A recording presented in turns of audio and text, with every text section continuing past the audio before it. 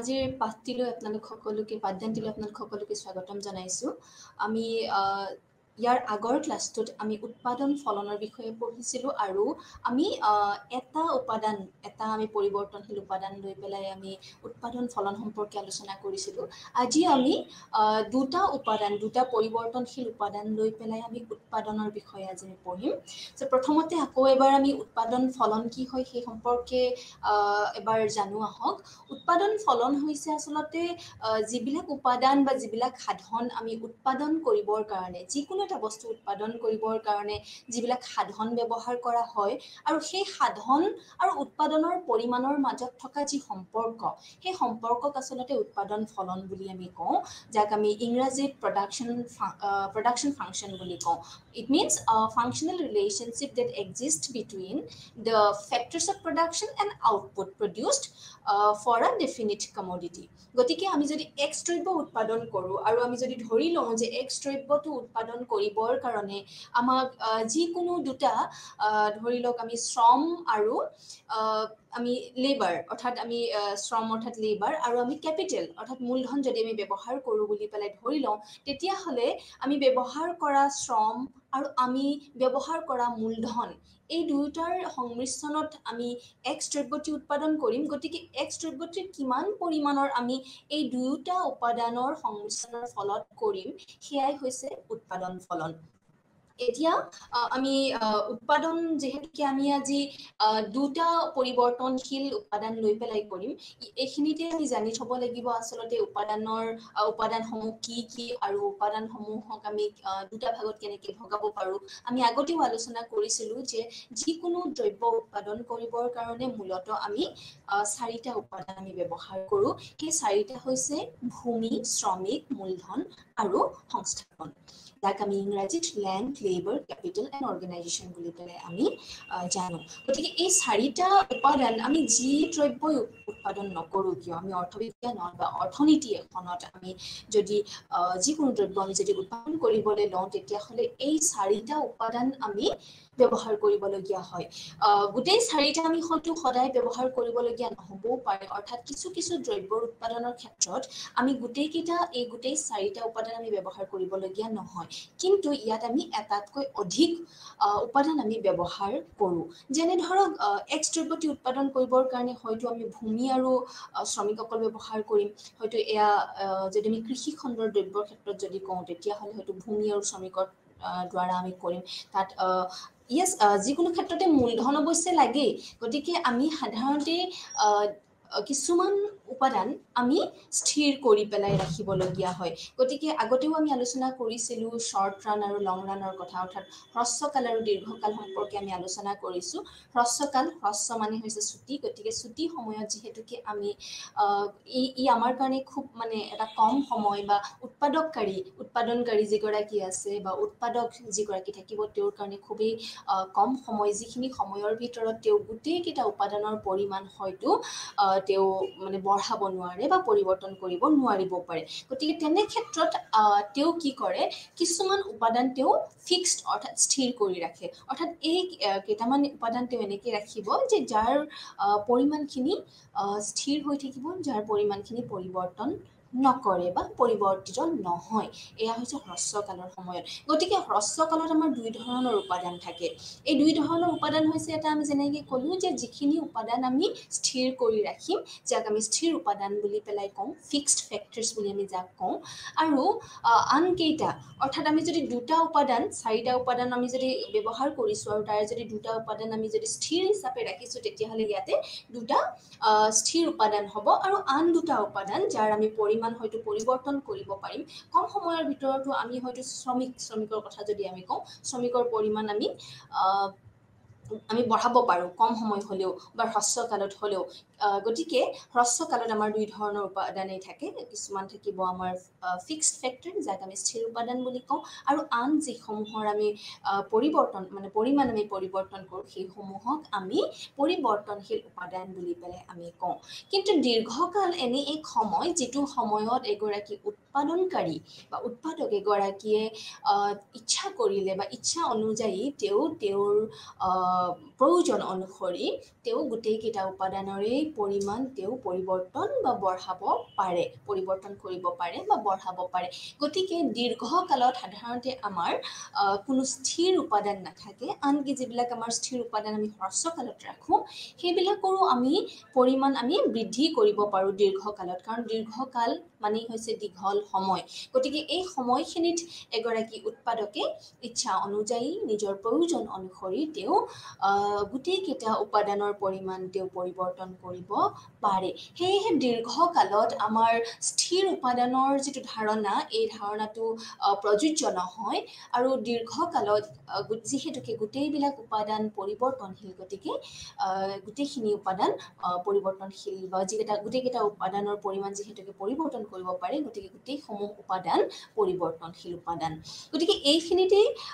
আমি আলোচনা কৰিলোঁ স্থিৰ উপাদানৰ বিষয়ে, পৰিৱৰ্তনশীল উপাদানৰ বিষয়ে। আৰু আজি আমাৰ পাঠটিত থাকিব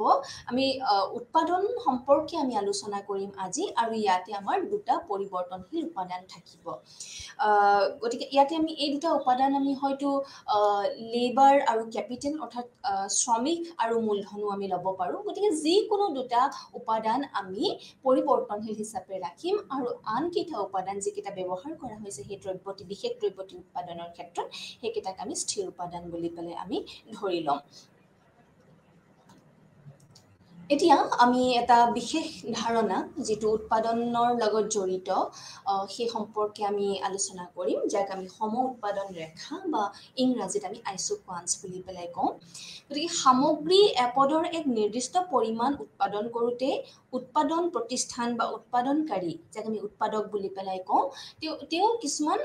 উপাদান ব্যৱহাৰ কৰে বা কিছুমান সাধন ব্যৱহাৰ কৰে। গতিকে সেই উৎপাদকসমূহ বা সাধকসমূহ দীৰ্ঘকালত বিভিন্ন অনুপাতত তেওঁ নিয়োগ কৰিব পাৰে। তেওঁৰ প্ৰয়োজন অনুসৰি যদি তেওঁক বেছি, ধৰক আমি দুটা উপাদান লৈছোঁ, শ্ৰম আৰু মূলধন, এনেকুৱা হ'ব পাৰে যে তেওঁৰ দ্ৰব্যটো শ্ৰমিক বহুল দ্ৰব্য, অৰ্থাৎ শ্ৰমিক বেছি প্ৰয়োজনীয় দ্ৰব্য, তেতিয়াহ'লে তেওঁ হয়তো শ্ৰমিকৰ পৰিমাণটো তেওঁ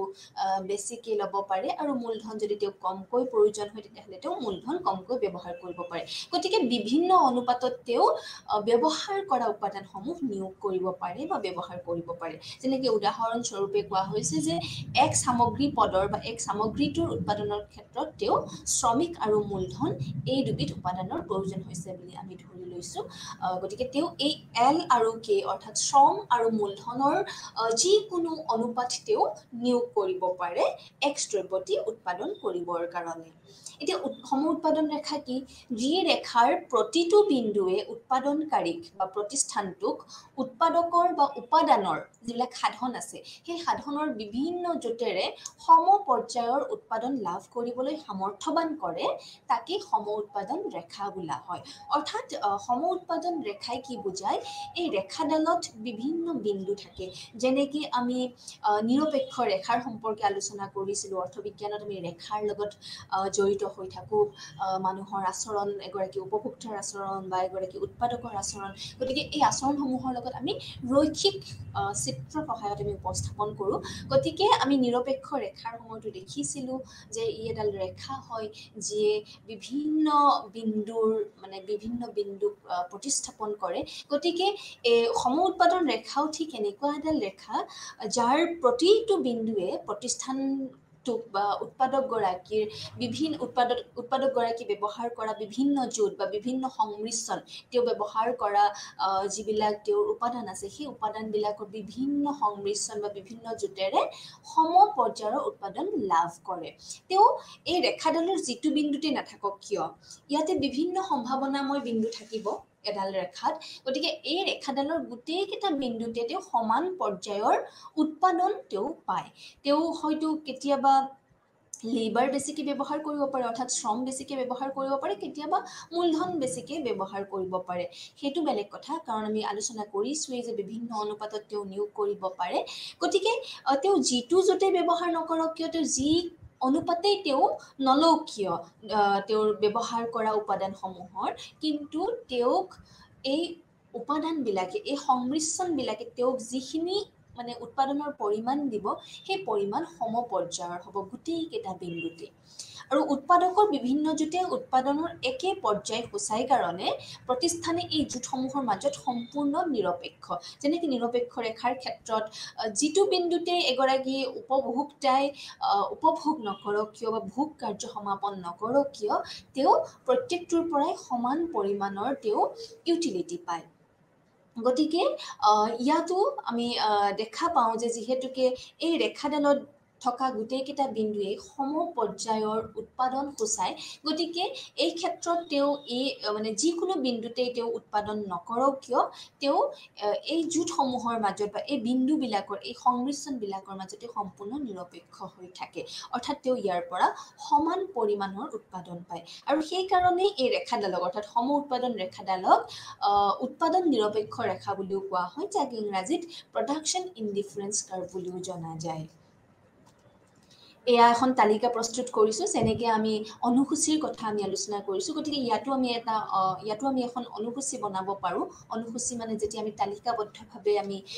উপস্থাপন কৰোঁ তাক আমি অনুসূচী বুলি কওঁ গতিকে ইয়াতেও আমি দেখিছোঁ যে বিভিন্ন জোঁটবিলাক আমাৰ দিয়া আছে বিভিন্ন বিন্দুবিলাক ধৰক A B C D E F G এইকেইটা আমি বিন্দু লৈছোঁ আৰু শ্ৰমৰ পৰিমাণ কিমান লৈছোঁ শ্ৰমৰ গোটত আমি দিছোঁ আৰু মূলধনৰ গোট আমি কিমান ব্যৱহাৰ কৰিছোঁ ইয়াত উপস্থাপন কৰা হৈছে আৰু সেই অনুযায়ী তেওঁ কিমান পৰিমাণৰ মানে এক্স দ্ৰব্যটি যেহেতুকে আমাৰ উদাহৰণটোত আমি এক্স দ্ৰব্য উৎপাদন কৰে বুলি লৈছোঁ গতিকে এক্স দ্ৰব্যটিৰ উৎপাদনৰ হিচাপ আমি ইয়াতে দেখিছোঁ যে শ্ৰমৰ গোট আৰু মূলধনৰ গোটৰ যি সংমিশ্ৰণ এয়া প্ৰত্যেকটো জোঁটতে বেলেগ বেলেগ এই শ্ৰমৰ গোট আছে দুই গোট আৰু তাৰপিছতে মূলধনৰ গোট আমি দেখা পাইছোঁ 18 গোট অৰ্থাৎ 18 ইউনিটছ ঠিক তেনেকৈ B2টো আমি দেখা পাইছোঁ 3 অৰ্থাৎ 3 আৰু 12 চিট দেখা পাইছোঁ 4 আৰু 9 শ্ৰমিক আৰু মূলধনৰ গোট কিন্তু ইয়াত আমি দেখা পাইছোঁ যে এক্স দ্ৰব্যৰ উৎপাদন আমি যেনেকেই নলওঁ কিয় এই অনুপাতটো যেনেকুৱা ধৰণৰে নহওক কিয় এক্সৰ উৎপাদন কিন্তু 200 হৈছে যদি গোট হিচাপত লৈছোঁ তেন্তে 200 গোটেই উৎপাদন কৰিছে গতিকে তেওঁ যি ধৰণৰে জোঁট ব্যৱহাৰ নকৰক কিয় তেওঁ যি ধৰণৰে সংমিশ্ৰণ নকৰক কিয় উপাদানবিলাকৰ তেওঁ পোৱা মানে দ্ৰব্যটিৰ যিটো পৰিমাণ সেয়া সমান হ'ব গোটেইকেইটা জোঁটতে এইডাল ৰেখাডাল ইয়াতে দেখা পাইছোঁ A B C D E F G যিকেইটা বিন্দুৰ কথা কৈছিলোঁ আৰু কিমান পৰিমাণৰ আমি লেবাৰ এক্স অক্ষত আমি শ্ৰমিক আমি দেখুৱাইছোঁ আৰু মূলধনৰ পৰিমাণ আমি Y অক্ষত দেখুৱাইছোঁ আৰু ইয়াতে দেখা পাইছোঁ বিভিন্ন জোঁট যেনেকৈ এই বিন্দুত আমাৰ 2 গোট শ্ৰমিকৰ পৰিমাণ আছিলে আৰু 13 গোট আছিলে আমাৰ মূলধনৰ পৰিমাণ ঠিক তেনেকৈ B C D E F G ইয়াতে আমি দেখা পাওঁ কিমান গোট শ্ৰমিক ব্যৱহাৰ কৰিছে আৰু কিমান গোট মূলধনৰ পৰিমাণ ইয়াতে কিমান ব্যৱহাৰ কৰিছে কিন্তু এই গোটেইকেইটা বিন্দুতে উৎপাদনৰ পৰিমাণটো কিন্তু 200 গোটেই হ'ব এক্স দ্ৰব্যটোৰ উৎপাদনৰ যিটো পৰিমাণ হ'ব সেয়েহে ইয়াক সম উৎপাদন অৰ্থাৎ সমপৰ্যায়ৰ উৎপাদন বা উৎপাদন নিৰপেক্ষ ৰেখা বুলি কোৱা হয় এতিয়া উৎপাদন নিৰপেক্ষ ৰেখা বা সম উৎপাদন ৰেখাৰ আকৃতি যিকোনো ধৰণৰ হ'ব পাৰে ইয়াতে মই দুডাল ৰেখা দেখাইছোঁ চিত্ৰ 15.2 আৰু চিত্ৰ 15.3 আছে গতিকে সম উৎপাদন ৰেখাডাল ইয়াৰ আগৰ যিডাল ৰেখা আছিলে এই ৰেখাডালত আমি দেখা পাইছোঁ এই ৰেখাডাল মূল বিন্দুৰ প্ৰতি বা কেন্দ্ৰবিন্দুৰ প্ৰতি ই উত্তল অৱস্থাত আছে যাক আমি ইংৰাজীত কনভেক্স বুলি কওঁ এই ৰেখাডালৰ যিটো মানে ঢাল ই ঋণাত্মক আৰু ই মূল বিন্দুৰ পিনে উত্তল হৈ আছে কিন্তু এই দুডাল ৰেখাৰ ক্ষেত্ৰত আমি দেখা পাইছোঁ ই মূল বিন্দুলৈ উত্তল অৱস্থাত নাই গতিকে সম উৎপাদন ৰেখাডাল যে কেন্দ্ৰৰ প্ৰতি উত্তলেই হ'ব লাগিব তেনেকুৱা কথা নহয় ই যিকোনো ধৰণৰ আকৃতি ল'ব পাৰে শ্ৰম আৰু মূলধনৰ মাজত পূৰ্ণ প্ৰতিকল্পতা যদি থাকে অৰ্থাৎ আমি যদি শ্ৰমিকক সম্পূৰ্ণৰূপে আমি মূলধনেৰে আমি যদি প্ৰতিকল্প হিচাপে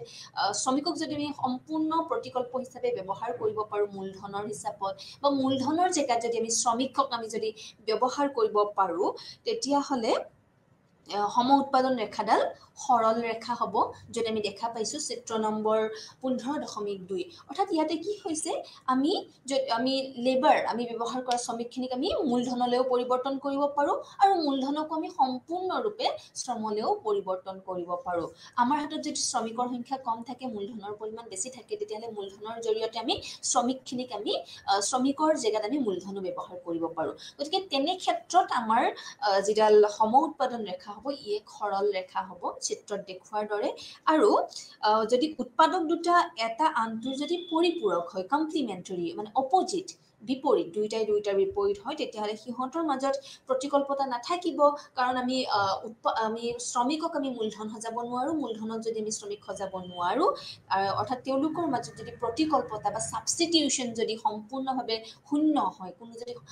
মানে ছাবষ্টিটিউশ্যন নাথাকে, কোনো যদি প্ৰতিকল্পতাৰ মানে অৱকাশ যদি নাথাকে, তেতিয়াহ'লে এই সমুৎপাদন ৰেখাডাল 15.3 নম্বৰ চিত্ৰত দেখুওৱাৰ দৰে হ'ব, যাক আমি সমকোণী বুলি পেলাই কওঁ, সমান কোণৰ হ'ব। গতিকে এইটো নহয় যে এডাল সম উৎপাদন ৰেখাৰ আকৃতি কেনেকুৱা ধৰণৰ হ'ব পাৰে, এইটো নিৰ্ভৰ কৰিব আমি ব্যৱহাৰ কৰা উপাদানসমূহৰ মাজত প্ৰতিকল্পতাৰ মানে অৱকাশ আছে নে নাই। যদি প্ৰতিকল্পতাৰ অৱকাশ একেবাৰেই নাই, তেতিয়াহ'লে ই সমকোণী হ'ব 15.3 নম্বৰৰ যিটো চিত্ৰ আছে সেই চিত্ৰটোৰ দৰে। আৰু তেওঁলোকৰ মাজত যদি সম্পূৰ্ণৰূপে যদি প্ৰতিকল্পতাৰ অৱকাশ থাকে, তেতিয়াহ'লে ই এক সৰল ৰেখা হ'ব। কিন্তু বাস্তৱিকতে আমি দেখা পাওঁ আচলতে প্ৰতিকল্পতাৰ যিটো প্ৰতিকল্পতা যিটো থাকে, এই প্ৰতিকল্পতা আচলতে শূন্যও নহয় আৰু একেবাৰে নোহোৱাও নহয়। সেয়েহে আমাৰ ৰেখাডাল এই ৰেখাডালৰ দৰে হয়, যিডাল মূল বিন্দুৰ পিনে উত্তল। এতিয়া আমি আলোচনা কৰিম টেকনিকেল বা কাৰিকৰী প্ৰতিকল্পনৰ প্ৰান্তিক হাৰ। এই বিষয়ে আলোচনা কৰা হৈ গৈছে প্ৰডাকশ্যনৰ অৰ্থাৎ উৎপাদনৰ বিষয়ে যেতিয়া প্ৰথম আমি পঢ়োঁ, তেতিয়াহ'লে আমি এই সম্পৰ্কে পঢ়োঁ কি হয় আচলতে টেকনিকেল বা কাৰিকৰী প্ৰতিকল্পনৰ প্ৰান্তিক হাৰ, যাক আমি ইংৰাজীত marginal rate of technical substitution বুলি কওঁ। উপভোক্তাই উপযোগিতাৰ এক স্তৰত থাকি এক্সৰ উপভোগ সামান্যভাৱে বঢ়াব খুজিলে ৱাইৰ উপভোগ কিমান কমাব লাগে, তাকে ৱাই ঠাইত এক্সৰ ব্যৱহাৰৰ বা প্ৰতিকল্পনৰ প্ৰান্তিক হাৰ বুলি কোৱা হয়। আমি সকলোৱেই জানো যে আমাৰ যিবিলাক ৰিচোৰ্চ যি আমাৰ লগত থাকে, সেই ৰিচোৰ্চসমূহ আচলতে লিমিটেড। আমাৰ অভাৱসমূহ কিন্তু অসীম আমাৰ অভাৱ আছে, কিন্তু যিবিলাক আমাৰ সাধন আছে, যিবিলাক আমাৰ ৰিচোৰ্চেছ আছে, যিবিলাক আমাৰ সম্পদ আছে, এই সম্পদবিলাকৰ পৰিমাণ কিন্তু সীমিত। আমি এই বিষয়ে আগতেও আলোচনা কৰিছিলোঁ, আৰু যাৰ কাৰণে আচলতে অৰ্থনৈতিক সমস্যাৰ উদ্ভৱ হয়। অৰ্থনৈতিক সমস্যাৰ উদ্ভৱ হোৱাৰ মেইন কাৰণটো হৈছে স্কেৰচিটি অৰ্থাৎ দুৰ্লভতা, কাৰণ আমি বিচৰা ধৰণে আমি আমাৰ সম্পদসমূহ আমি নাপাওঁ, সম্পদসমূহ সীমিত অৱস্থাত আছে। গতিকে সেয়েহে আমি কি কৰিব নোৱাৰোঁ, আমি ইচ্ছা মাত্ৰকে আমি যিমান মন যায় সিমান আমি উৎপাদন কৰিব নোৱাৰোঁ, সিমান আমি উপভোগ কৰিব নোৱাৰোঁ। গতিকে ইকনমিক এজেণ্ট বা অৰ্থনৈতিক যিটো আমাৰ যিগৰাকী যাৰ বিষয়ে আমি আলোচনা কৰিম, যিটো ইউনিটৰ বিষয়ে আমি আলোচনা কৰিম, তেওঁৰ যদি এগৰাকী উপভোক্তা হয়, তেওঁৰ ক্ষেত্ৰত ভোগ কাৰ্য হ'ব, উৎপাদক হ'লে তেওঁৰ ক্ষেত্ৰত উৎপাদন কাৰ্য হ'ব। গতিকে উৎপাদকেই হওক বা উপভোক্তাই হওক, তেওঁলোকে ইচ্ছা অনুযায়ী তেওঁলোকৰ উপভোগগৰাকীয়ে নিজৰ ভোগ কাৰ্য বা উৎপাদকগৰাকীয়ে নিজৰ উৎপাদনৰ পৰিমাণ ইচ্ছা অনুযায়ী তেওঁ বঢ়াব নোৱাৰে, কাৰণ আমাৰ যি সম্পদ, এই সম্পদসমূহ সীমিত। গতিকে যদি এগৰাকী উপভোক্তাই তেওঁৰ উপযোগিতাৰ এক স্তৰত থাকি, অৰ্থাৎ ইউটিলিটি তেওঁ যি পাইছে, তেওঁ তাৰ পৰা পোৱা, অৰ্থাৎ যিখিনি তেওঁ দ্ৰব্য তেওঁ উপভোগ কৰিছে বা ভোগ কৰিছে, তাৰ পৰা উপযোগিতা পোৱাৰ আমি যদি এটা স্তৰত থাকি পেলাই আমি চাওঁ যে উপভোক্তাগৰাকীয়ে ব্যৱহাৰ কৰা এক্স আৰু ৱাই দ্ৰব্যৰ তেওঁৰ এক্সৰ উপভোগটো যদি সামান্যভাৱে বঢ়াব খুজিছে, তেতিয়াহ'লে তেওঁ কি কৰিব লাগিব, ৱাইৰ উপভোগ তেওঁ কমাই দিব লাগিব। কাৰণ আমি আগতেও কৈছোঁ যে আমাৰ হাতত থকা সম্পদসমূহ সীমিত। গতিকে এগৰাকী মানুহে যিকোনো বস্তু যদি তেওঁ অলপ বেছিকৈ ভোগ কৰিব বিচাৰে, তেতিয়াহ'লে আন এটা দ্ৰব্য তেওঁ কমাই দিব লাগিব বা আন এটা দ্ৰব্যৰ পৰিমাণ তেওঁ কমাই দিব লাগিব। গতিকে এই এক্সৰ পৰিমাণ বঢ়াব খোজাৰ কাৰণে বা এক্সৰ পৰিমাণ বঢ়াব বিচৰাৰ কাৰণে কিমানখিনি ৱাই তেওঁ পাহৰি যাব লাগিব বা কিমানখিনি ৱাই তেওঁ এৰি দিব লাগিব, কমাই দিব লাগিব, সেই হাৰটোকে আচলতে প্ৰতিকল্পনাৰ প্ৰান্তিক বা টেকনিকেল বা কাৰিকৰী প্ৰতিকল্পনাৰ প্ৰান্তিক হাৰ বুলি কোৱা হয়, যি সম্পৰ্কে আমি প্ৰডাকশ্যনৰ বা উৎপাদনৰ প্ৰথমটো ক্লাছতে আমি বহুতখিনি কথা আমি আলোচনা কৰিছিলোঁ। গতিকে এয়া আছিলে টেকনিকেল প্ৰতিকল্পতাৰ প্ৰান্তিক হাৰ বা marginal rate of technical substitution. আৰু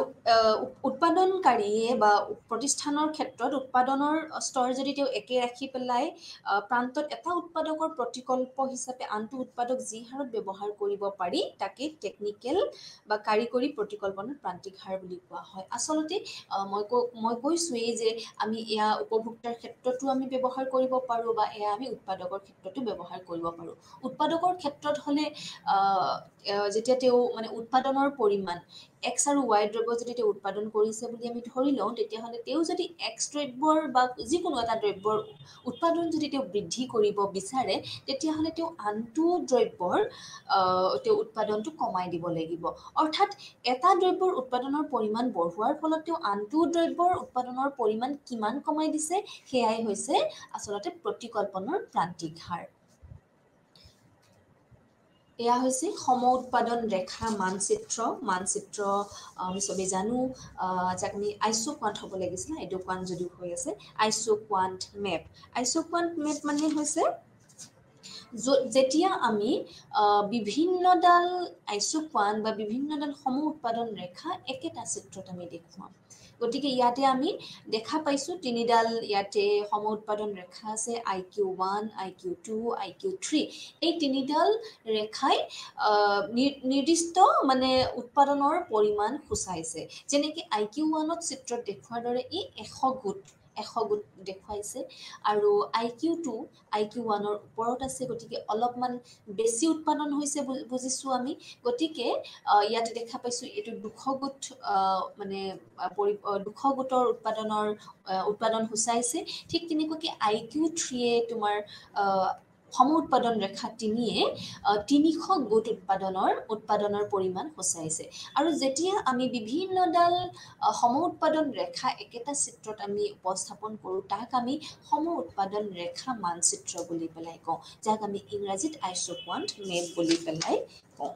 গতিকে উৎপাদনৰ বিভিন্ন স্তৰ সূচোৱা এনে সম উৎপাদন ৰেখাৰ যি সমষ্টি, তাকে সম উৎপাদন ৰেখাৰ মানচিত্ৰ বুলি জনা যায়। আৰু ইয়াৰ প্ৰতিটো উচ্চতৰ ৰেখাই নিম্নতৰ ৰেখাতকৈ উচ্চতৰ বা উৎপাদনৰ উচ্চতৰ পৰ্যায় সূচায়। মই যে ধৰণে কৈছিলোঁ যে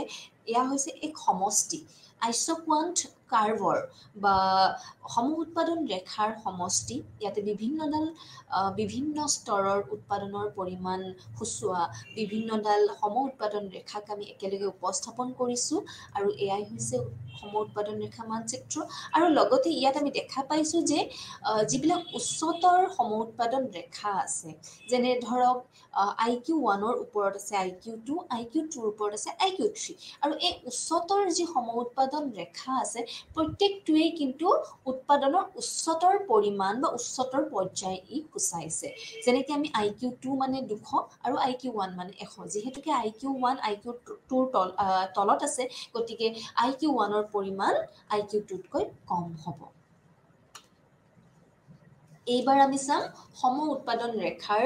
বৈশিষ্ট্যসমূহ, অৰ্থাৎ প্ৰপাৰ্টিজ বা কেৰেক্টাৰিষ্টিক্স অফ আইচোকুৱাণ্টছ অৰ আইচোকুৱাণ্ট কাৰ্ভ।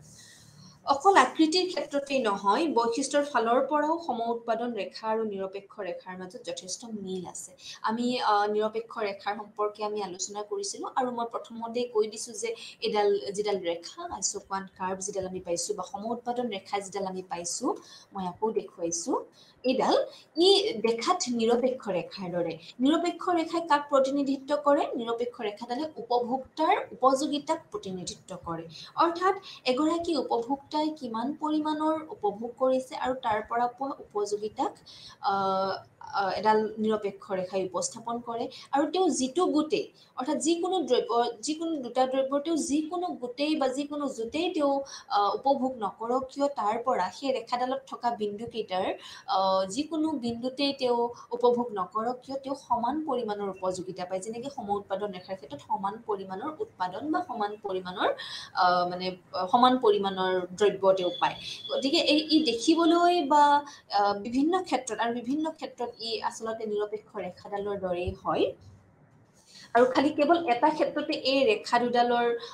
মানে বৈসাদৃশ্য অৰ্থাৎ বেলেগ বেলেগ আমি দেখিবলৈ পাওঁ আৰু প্ৰতিডাল নিৰপেক্ষ ৰেখাই কি হয় একো একো পৰ্যায়ৰ সন্তুষ্টি প্ৰকাশ কৰে আৰু দুবিধ সামগ্ৰীৰ ভিন ভিন জোট উপভোগ কৰাৰ ফলত যেটো দেখুৱাই আমি আলোচনা কৰিছো কিন্তু সন্তুষ্টি পৰ্যায় সংখ্যাৰে প্ৰকাশ কৰা নহয় আমি আলোচনা কৰিছিলো এই আগতে যে আচলতে সন্তুষ্টি আমি সংখ্যাৰে আমি প্ৰকাশ কৰিব নোৱাৰো আচলতে ই সাবজেক্টিভ হয় ই মানসিক এগৰাকী মানুহৰ মানসিক মানে হেৰিটোৰ ওপৰত নিৰ্ভৰ কৰে তেওঁ আচলতে কিমান তাৰ পৰা সন্তুষ্টি পাইছে কিমান উপযোগিতা পাইছে যাক আমি সংখ্যাৰে আমি হিচাপ কৰি উলিয়াব নোৱাৰো যি কাৰণে আমি সংখ্যাবাচক আৰু লগতে আমি তাৰ যেটো গুণবাচক আমি যেটো পদ্ধতি সেই সম্পৰ্কেও আমি আলোচনা কৰিছিলো এতিয়া আমি আচলতে সাম সম উৎপাদন ৰেখাৰ কি কি বৈশিষ্ট্য আছে প্ৰথম বৈশিষ্ট্যটো যদি আমি চাবলৈ যাওঁ সম উৎপাদন ৰেখা বাওঁ হাতৰ পৰা সোঁ হাতে তললৈ এঢলীয়া অৰ্থাৎ ইয়াৰ ঢাল ঋণাত্মক মই এডাল ৰেখা দেখুৱাই দিছো এইকেইডাল হৈছে সম উৎপাদন ৰেখা আৰু আমি ইয়াত দেখা পাইছো যে এই ৰেখাডাল বাওঁ হাতৰ পৰা বাওঁ পিনৰ পৰা সোঁ পিনলৈ ই নামি আহিছে তললৈ নামি আহিছে ই তললৈ এঢলীয়া অৰ্থাৎ ইয়াৰ যেটো ঢাল ইয়াৰ যেটো শেপ ইয়াৰ যেটো শ্লোপ এই শ্লোপটো হৈছে নিগেটিভ বা ঋণাত্মক আৰু সম উৎপাদন ৰেখাই যদি আমি আকৌ ধৰি লওঁ আমাৰ উদাহৰণটোৰ মতে যে দুবিধ উপাদানৰ আমি মূলধন আৰু আমি শ্ৰম লৈছিলো গতিকে শ্ৰম আৰু মূলধনৰ এনেকুৱা কিছুমান জোটক খুচাই যিবোৰ জোট নিয়োগ কৰি প্ৰতিষ্ঠানে সামগ্ৰী এপদৰ সমান পৰিমাণ উৎপাদন কৰিব পাৰে গতিকে প্ৰতিষ্ঠানে যদি উৎপাদনৰ একে স্তৰতে থাকি শ্ৰমৰ নিয়োগ বৃদ্ধি কৰিব খোজে তেতিয়াহ'লে তেওঁ মূলধন আৰু যেটো শ্ৰমৰ জোটত মূলধনৰ নিয়োগ তেওঁ হ্ৰাস কৰিব লাগিব অৰ্থাৎ ই কিয় তললৈ হেলনীয়া হয় ই কিয় তললৈ এঢলীয়া হয় এই ৰেখাডাল তললৈ হেলনীয়া হোৱাৰ বা তললৈ এঢলীয়া হোৱাৰ কাৰণ একেটাই যে যদি উৎপাদনকাৰীয়ে বা উৎপাদক গৰাকীয়ে কোনো এটা দ্ৰব্যৰ মানে পৰিমাণ তেওঁ বেছি কৰিব বিচাৰিছে ইয়াতে আচলতে দ্ৰব্য নহয় ইয়াতে আমি ব্যৱহাৰ কৰা উপাদানবিলাকৰ কথা কৈছো তেওঁ যদি কোনোবা এটা উপাদানৰ যদি তেওঁ পৰিমাণ বৃদ্ধি কৰিব বিচাৰে ধৰি লওক এল বা লেবাৰ শ্ৰমৰ পৰিমাণ যদি তেওঁ বেছি কৰিব বিচাৰিছে তেতিয়াহ'লে তেওঁ কেপিটেল বা মূলধনৰ পৰিমাণ তেওঁ কমাই দিব লাগিব কাৰণ আমাৰ যি সম্পদ এই সম্পদসমূহ সীমিত গতিকে আমি দুয়োটা সম্পদেই আমি একেলগে বৃদ্ধি কৰিব নোৱাৰো আমি এটাৰ বৃদ্ধি কৰিলে আনটো কমাই দিব লাগিব গতিকে যিহেতুকে আমি মানে এটা উপাদানৰ পৰিমাণ বৃদ্ধি কৰিব বিচাৰিলে আনটোৰ পৰিমাণ আমি কমাই দিবলগীয়া হয় সেইকাৰণে এই ৰেখাডাল আচলতে বাওঁ পিনৰ পৰা তললৈ মানে সোঁ পিনলৈ ই এঢলীয়া বা তললৈ নামি অহা ধৰণৰ হয় আৰু ইয়াৰ যি ঢালটো আছে এই ঢালটো হৈছে ঋণাত্মক তাৰপিছত আমি দেখা পাইছো যে এই ৰেখাডাল কেন্দ্ৰবিন্দুৰ প্ৰতি উত্তল এই ৰেখাডালৰ যি আকৃতি এই যে ধেনুভেৰিয়া এটা ভাঁজ এটা যে লৈছে ধেনুভেৰিয়া আকৃতি এটা যে লৈছে আৰু এই মূল বিন্দুৰ পিনে এনেকে ধেনুভেৰিয়া হৈ আহিছে তাক আমি উত্তল বুলি কওঁ তাক আমি ইংৰাজীত কনভেক্স বুলি কওঁ অসমীয়াত উত্তল বুলি পেলাই কওঁ গতিকে এই ৰেখাডাল আমি দেখা পাইছো কেন্দ্ৰৰ পিনে উত্তল কেন্দ্ৰ অৰ্থাৎ যেটো আমাৰ মূল বিন্দু আছে শূন্য বা আমি ও বুলিও ক'ব পাৰো এই শূন্যটোৰ পিনে বা এই কেন্দ্ৰবিন্দুৰ পিনে এই ৰেখাডাল উত্তল হৈছে কাৰণটো কি আইসোকোণ ৰেখাৰ বা সম উৎপাদন ৰেখাৰ এই বৈশিষ্ট্য ক্ৰমহ্ৰাসমান কাৰিকৰী প্ৰতিকল্পনৰ প্ৰান্তিক হাৰ বিধিৰ পৰা নিগৰিত হৈছে আমি আলোচনা কৰিছোৱেই যে প্ৰান্তিক প্ৰতিকল্পনৰ হাৰ কি হয় প্ৰান্তিক প্ৰতিকল্পনৰ হাৰৰ সম্পৰ্কে আলোচনা কৰিছো গতিকে যদি কোনো এটা দ্ৰব্যৰ মানে কোনো এটা মানে হেৰিৰ উপাদানৰ পৰিমাণ যদি বৃদ্ধি কৰিবলগীয়া হয় তেতিয়াহ'লে আনটোৰ পৰিমাণ কমাই দিবলগীয়া হয় যিহেতুকে প্ৰতিষ্ঠানে বা এগৰাকী উৎপাদনকাৰীয়ে মূলধন আৰু শ্ৰমৰ জোটত ক্ৰমান্বয়ে কম পৰিমাণৰ মূলধনৰ নিয়োগ হ্ৰাস কৰি পেলাই শ্ৰমৰ নিয়োগ এক নিৰ্দিষ্ট পৰিমাণেৰে যদি বৃদ্ধি কৰিব পাৰে সেইবাবে সম উৎপাদন সূচক যিডাল আমাৰ ৰেখা আছে এই ৰেখাডাল কেন্দ্ৰৰ পিনে ই উত্তল হ'বলৈ ই বাধ্য কেন্দ্ৰৰ পিনে ই নামি আহিছে অৰ্থাৎ আচলতে ইয়াতে কাৰণটো কি it is because of the marginal rate of technical substitution. It is the diminishing marginal rate of technical substitution. ক্ৰমান্বয়ে ই কমি আহে আমি যদি এটা পৰিমাণৰ এটা উপাদানৰ পৰিমাণ যদি আমি বঢ়াবলৈ যাওঁ তেতিয়াহ'লে আনটোৰ পৰিমাণ আমি কমাই দিবলগীয়া হয় আৰু আমি যিহেতুকে আমাক মূলধন নহ'লেও নচলে আমাক শ্ৰমিকৰ পৰিমাণো বঢ়াব লাগে কিন্তু মূলধন নহ'লেও যিহেতুকে আমি উৎপাদন কৰিব নোৱাৰোঁ গতিকে ইহঁতৰ মাজত প্ৰতিকল্পনটো কেনেকুৱা ধৰণৰ আছে ইহঁতৰ মাজত ছাবষ্টিটিউশ্যন ৰেটটো কেনেকুৱা ধৰণৰ তাৰ ওপৰত নিৰ্ভৰ কৰিব আচলতে ই কিমান উত্তল হয় সেইকাৰণে আচলতে ই কেন্দ্ৰৰ পিনে উত্তল হয় আৰু যিটো প্ৰান্তিক প্ৰতিকল্পনৰ হাৰ আছে ই অপৰিৱৰ্তিত যদি হ'লহেঁতেন তেতিয়াহ'লে আমাৰ সম উৎপাদন ৰেখাডাল সৰল ৰেখা এডাল হ'লহেঁতেন যিটো আমি দেখুৱাইছিলোঁ কিন্তু যিহেতুকে marginal rate of technical substitution diminishing হয় বা ক্ৰমহ্ৰাসমান হয় সেইকাৰণে আচলতে এই ৰেখাডাল মূল বিন্দুলৈ উত্তল হয় আৰু আনহাতে যদি এই প্ৰান্তিক প্ৰতিকল্পতাৰ যিটো হাৰ সি যদি ক্ৰমবৰ্ধমান হ'লহেঁতেন আমিতো কৈছোঁ যে ই ক্ৰমহ্ৰাসমান হয় সেইকাৰণে আচলতে ই উত্তল হয় কিন্তু কিন্তু ই যদি মানে ক্ৰমবৰ্ধমান যদি হ'লহেঁতেন তেতিয়াহ'লে কেনেকুৱা হ'লহেঁতেন তেতিয়াহ'লে আমি এই ৰেখাডাল ওলোটা হ'লহেঁতেন ই মূল বিন্দুলৈ অৱতল হ'লহেঁতেন যেনেকৈ আমি PPC প্ৰডাকশ্যন পচিবিলিটি কাৰ্ভ উৎপাদন সম্ভাৱনা ৰেখাৰ ক্ষেত্ৰত আমি দেখা পাইছিলোঁ যে উৎপাদন সম্ভাৱনাৰ ৰেখাডাল মূল বিন্দুৰ পিনে অৱতল আৰু ইয়াতে কি হৈছে ই মূল বিন্দুলৈ উত্তল হৈছে যি অপজিট হৈছে যি তাৰ বিপৰীত হৈছে গতিকে এয়া আছিলে যে আমাৰ সম উৎপাদন ৰেখাডাল কেন্দ্ৰৰ পিনে যিটো উত্তল তাৰ কাৰণটো তাৰপিছত আনটো হৈছে যে দুডাল সম উৎপাদন ৰেখাই কেতিয়াও কটাকটি কৰিব নোৱাৰে কিয় নোৱাৰে তাৰ কাৰণ আছে আমি যদি দুডাল ৰেখা লওঁ আৰু আমি যদি ধৰোঁ যে দুইডাল ৰেখাই ইটোৱে আনটোক স্পৰ্শ কৰিছে আমি যদি এডাল ৰেখা অংকন কৰোঁ যে এডাল ৰেখাই আনটোক স্পৰ্শ কৰিছে তেতিয়া আমি দেখা পাম যে যিডাল ৰেখাই ইয়াতে ধৰক IQ1 আৰু IQ2 যদি ক'ৰবাত যদি কটাকটি কৰিলেহেঁতেন তেতিয়াহ'লে এনে এটা বিন্দু পালোঁ হয় যিটো বিন্দুত তেওঁলোকে কটাকটি কৰিব কটাকটি কৰা মানে বা স্পৰ্শ কৰা মানে সেই বিন্দুটোত দুয়োটাৰে উৎপাদনৰ পৰিমাণ সমান যিটো বিন্দু দুডাল ৰেখাই স্পৰ্শ কৰিব সেই বিন্দুটোত দুয়োটাৰে বা দুয়োটা আমি যিটো ধৰিছোঁ যে দুয়োটা L আমি শ্ৰমৰ পৰিমাণ লৈছোঁ আৰু যিটো আমি পৰিমাণ লৈছোঁ মূলধনৰ পৰিমাণ লৈছোঁ সেয়া সমান হ'ব সেই দুডাল ৰেখাতে আৰু লগতে সেই বিন্দুটোত উৎপাদনৰ পৰিমাণটো সমান হ'ব কাৰণ আমি আগতেও আলোচনা কৰিছোঁ যে এই ৰেখাডালত যিমানেই বিন্দু আমি ইয়াতে নবহাওঁ কিয় প্ৰত্যেকটো বিন্দুতে আচলতে যিমানখিনি পৰিমাণ উৎপাদন হ'ব সেই উৎপাদনৰ পৰিমাণ সমান হ'ব গতিকে দুডাল ৰেখাই যদি কটাকটি কৰে সেই ৰেখাডালৰ সেই বিন্দুটোত দুইডাল ৰেখাই সমান পৰিমাণৰ উৎপাদন কৰিব লাগিব কিন্তু দুইডাল ৰেখাই সেই বিন্দুটোৰ আগত বা পিছত যদি আমি চাওঁ এডাল ৰেখা আনটোৰ ওপৰত থাকিব আৰু এডাল ৰেখা সেই ৰেখাডাল যিডাল ওপৰত আছিলে স্পৰ্শ কৰাৰ পিছত আন ৰেখাডালৰ তলত আহি যাব এতিয়া যদি IQ2 যদি তলৰ পিনৰ পৰা যদি কটাকটি কৰিলেহেঁতেন IQ1ক তেতিয়াহ'লে IQ2 বা IQ1 যদি তলৰ পৰা কটাকটি কৰে IQ2ক তেতিয়াহ'লে IQ1ডাল প্ৰথমে তলত থাকিলেহেঁতেন IQ2ৰ তলত থকাৰ কাৰণে এই ৰেখাডাল IQ1এ 100 বুজাইছে IQ2এ 200 বুজাইছে কিন্তু যিটো বিন্দুত স্পৰ্শ কৰিব স্পৰ্শ কৰাৰ পিছত IQ2ডাল তললৈ আহিলহেঁতেন আৰু IQ1ডাল ওপৰলৈ গ'লহেঁতেন তেনেহ'লে কেনেকৈ এইটো সম্ভৱ হ'ব যে যিডাল ৰেখা ওপৰত আছে সেই ওপৰত থকা ৰেখাডালে 100 গুণ মানে উৎপাদনৰ পৰিমাণ দেখুৱাইছে আৰু IQ2 যিডাল তলত আছে IQ1ৰ সি 200 গুণ মানে উৎপাদনৰ পৰিমাণতেও দেখুৱাইছে আৰু অথচ যে এই দুইডাল ৰেখাই এটা বিন্দুত কটাকটিও কৰিছে অৰ্থাৎ স্পৰ্শও কৰিছে সেইটো বিন্দুত কিন্তু দুইডাল ৰেখাই সমান পৰিমাণৰ উৎপাদন কৰা সূচাইছে গতিকে তেওঁলোকে বা এই দুডাল ৰেখাই কেতিয়াও কোনো পধ্যে আচলতে কটাকটি বা স্পৰ্শ ইডালে আনডালক স্পৰ্শ কৰিব নোৱাৰে নেক্সট হৈছে যে ওপৰৰ যিডাল মানে সম উৎপাদন ৰেখা হ'ব সি তলৰ সম উৎপাদন ৰেখাতকৈ অধিক উৎপাদন সূচাব আকৌ আমি চিত্ৰটিলৈ গৈছোঁ ইয়াতে আমি কৈছোঁ যে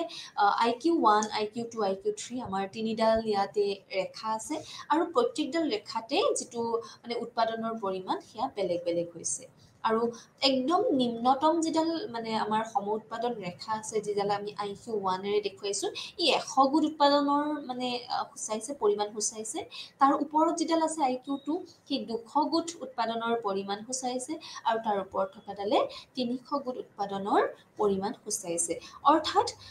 যেতিয়া উচ্চতৰ যিবিলাক আমাৰ সম উৎপাদন ৰেখা হ'ব সেইবিলাকে উচ্চ পৰিমাণৰ বা উচ্চ পৰ্যায়ৰ উৎপাদন সূচাব আৰু নিম্নতম বা নিম্নতৰ যিবিলাক আমাৰ সম উৎপাদন ৰেখা থাকিব সি নিম্ন পৰিমাণৰ বা নিম্ন স্তৰৰ উৎপাদনৰ পৰিমাণ সূচাব গতিকে এইকেইটা আছিলে সম উৎপাদন ৰেখাৰ বৈশিষ্ট্য এইবাৰ আমি